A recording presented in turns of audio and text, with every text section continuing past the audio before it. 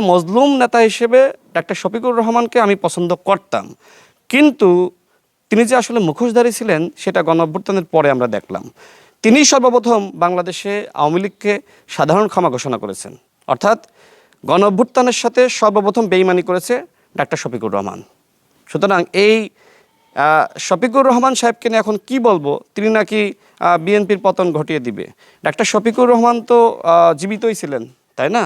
তো ডাক্তার শফিকুর রহমানের নেতৃত্বে মগবাজারের তালাটা পর্যন্ত খোলা যায়নি।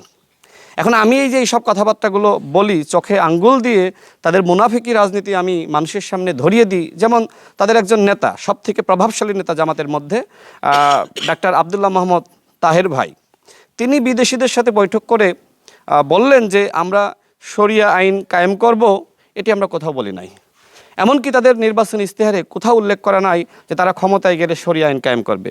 এই মুনাফিক রাজনৈতিক দল এখন জাতীয় সংসদে প্রতিদিন মানুষকে আইওয়াশ করার জন্য বলছে যে আমরা কোরআনের আইন চাই, আল্লাহর আইন চাই, শরিয়া আইন চাই।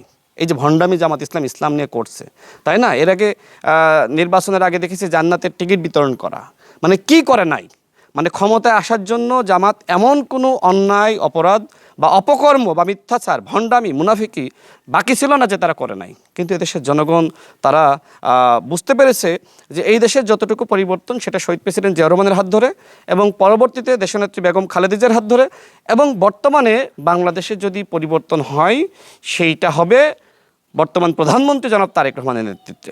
আমি এদেশের জনগণকে বলবো যে বাংলাদেশে যদি পরিবর্তন হয় সেটা জনাব তারেক রহমানের হাত ধরেই হবে।